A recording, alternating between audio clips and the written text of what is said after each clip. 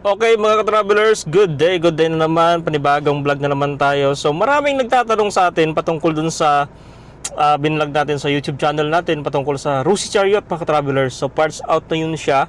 Actually maraming mga nagtatanong sa atin dito patungkol sa trike na yun. Kaya nga lang talaga namang napakalayo ng address ng iba. Kaya hindi natin makuha-kuha mga ka-travelers, no? So ito, dito ang address ito ay Piña Blanca mga ka-travelers. And mga Visayas kayo medyo malayo nga talaga, pero taga rito lang sa taga rito lang sa Cagayan or sa Isabela, pwede nyo po ma-pick up dito yung unit. So ipapakita ko po sa inyo yung itsura ng unit, no, kung ano yung situation ng unit na sinasabi natin mga ka-travelers, no. So marami kasing nagtatanong sa atin guys, hindi ko masagot-sagot gawa ng na-busy tayo. So ayun lang masasabi ko mga ka-travelers, no.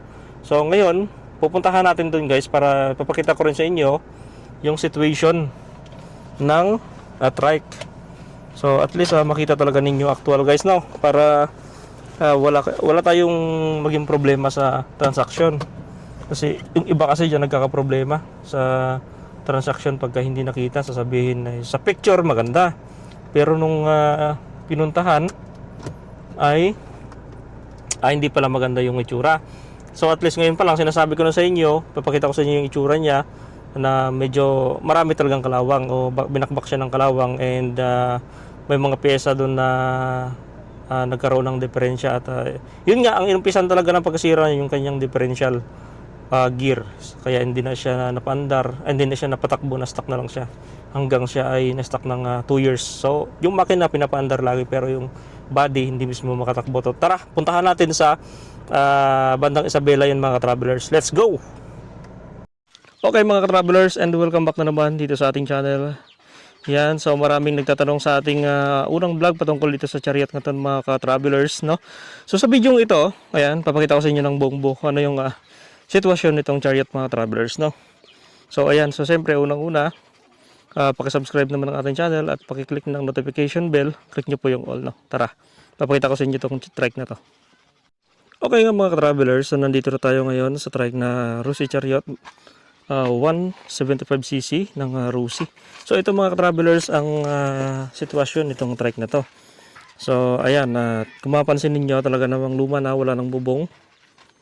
Ayan, so ito for parts out na lang. At syempre, pwede nyo naman kunin na buo. Ayan. So ito mga travelers, papakita ko lang sa inyo yung body. Yung body niya ay may mga kalawang na, at least klaro mga travelers. Ayan So binakbak na yan siya ng kalawang. At least makikita nyo na buo talaga na yung mga kalawang mga travelers. Ayan. So yung sahig nito kinalawang na talaga guys, no. So hindi na gaano nalalinisan. Pero yung goods ang makina nito, makina, carburetor, okay na okay pa yan mga travelers. Gumagana pa yan lahat, pati yung spark plug. So ang naging issue dito yung kanyang differential gear daw. Ayun yung kung mapansin nyo, ayan yung parang bilog na yan, yan po yung naging issue niya. So nagamit kasi dun sa palusong, ginamit yung kanyang low gear, so nagkaroon na ng depekto, and nabungi yung gear niya dito sa kanyang differential and ang kanyang high and low gear. Pero goods ito for parts out mga travelers. Ayan, nakita nyo yung kalawang. So marami ng kalawang mga travelers, no. So ito ang high and low niya, doon nakakonect doon sa kanyang hindi gumagana yan. Ito yung kanyang handlebar. Yan, kunting linis lang to, okay na. Then ito, okay pa ito mga travelers, gumagana pa yan. Yung headlight niya, tingnan natin. Ayan yung headlight niya, kung makita nyo, medyo lumalabo na rin. Pati yung signal light niya. And ito yung kanyang shock. Okay pa yan mga travelers. May tagas nga lang yung kanyang shock, pero okay pa yan, goods lang. Repair lang yan. And ano pa, dito tayo sa kabila. Ito mga travelers, papakita ko rin sa inyo yung kabilang side gilid. Ayan Yun po yung gilid niya. Yan, so kinakalawang na rin. Yan, ito yung kanyang toolbox. Yung toolbox niya ay okay pa naman. Kunting kalawang lang. And yung frame niya, ito linis lang to. Okay lang to yung kanyang yung kanyang windshield, okay na okay pa mga travelers. Yan. Kulang lang talaga sa linis guys. Ayan o. So, yung tangke, mapakita ko sa inyo. Ito po yung tangke niya. Ayan, kinalawang na rin guys. Kung makita nyo. Ayan, kinain na ng kalawang. So, yung upuan niya, goods pa yan. Handbrake. Ito yung kanyang, itong high-end low gear niya, okay pa naman yan. High-end low gear, atrasabante pala, sorry. Ito yung atrasabante niya. Okay pa yan siya. Goods na goods pa yan. Pati yung kanyang ball joint. Yung drive shaft niya. Hanggang dun. Yung propeller. Okay na okay pa yan. So, kunting ano lang, repair. Yan. So, wala pang price bro, no? Wala pang price to. So, tatanong natin yung may-ari talaga nito kung magkano yung presyo niya. Kasi, marami nang tatanong eh. So, ito yung kanyang frame sa kanyang bubong. Okay pa naman, kulang lang ng isa. Diyan andyan na bro, nasa pan bro. Ha? Ano dyan ha? Saan yung kanyang high-end low? Yung mga gear niya, naligpit mo? Mga gear. So medyo may karumaan na rin talaga yung body niya. Ito yung inano ng kalawang Ayan Kung makikita nyo talagang inano ng kalawang. Yan, pati yun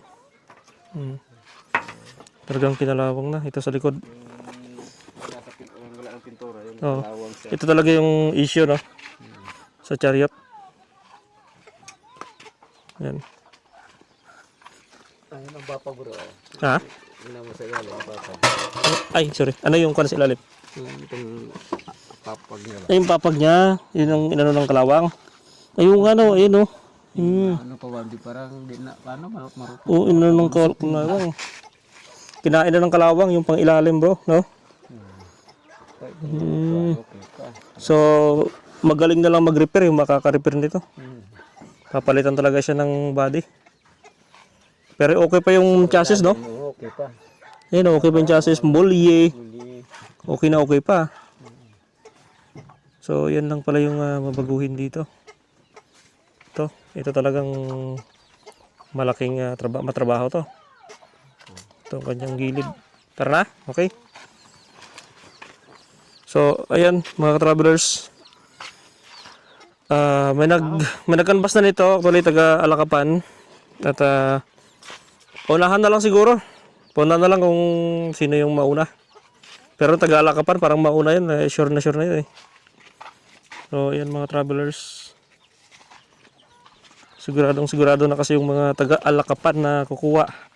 So, may side mirror pa yan. Yan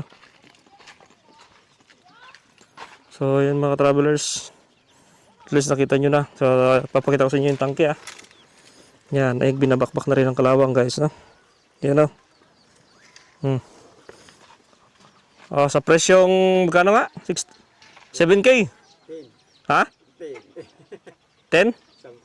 Ayan, 10K. Lahat na, pati makina? Bukod yung makina? Body lang. Body lang. So, yan, body lang daw. 10,000. Okay, sige. Thank you mga ka-travelers. Yan lang yung ano natin dito. Ipapakita. Yan na, palusong na milk ito.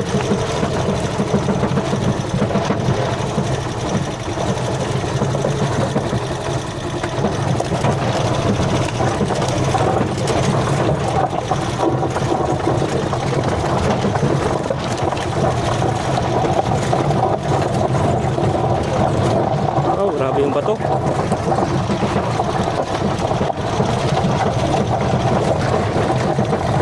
Bakit? Ano yan? Tada!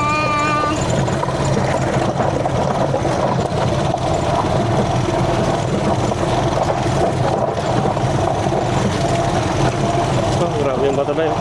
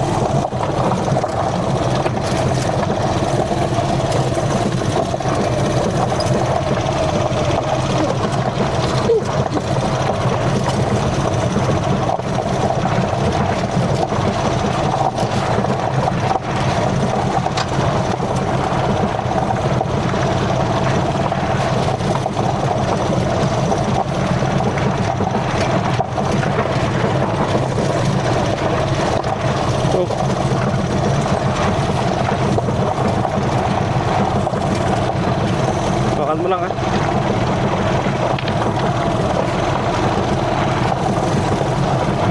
Oy, may kabayo.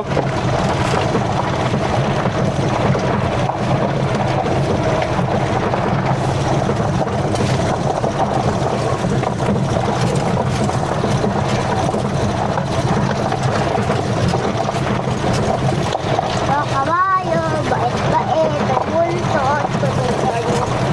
Wala, tapos tibok. Tapos lumain siya.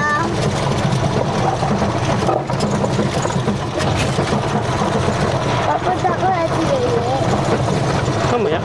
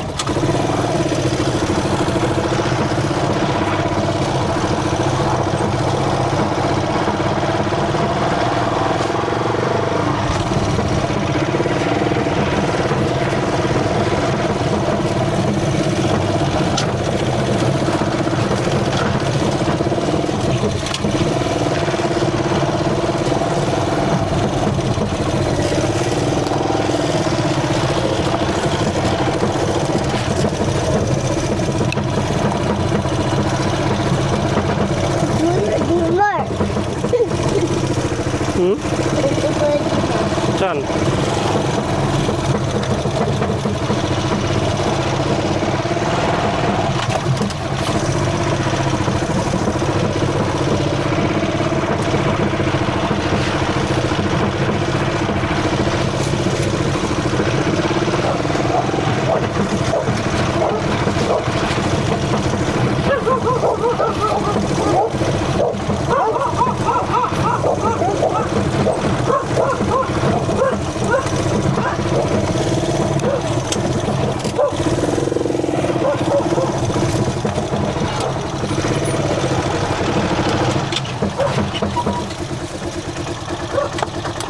Okay.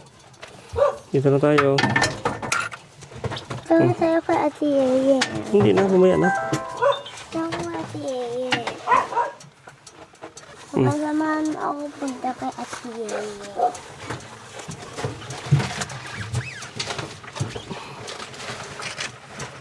Okay, nandito na tayo.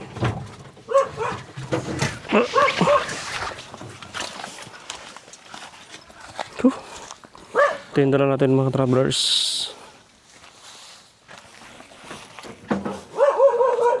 So, pamusti. Okay.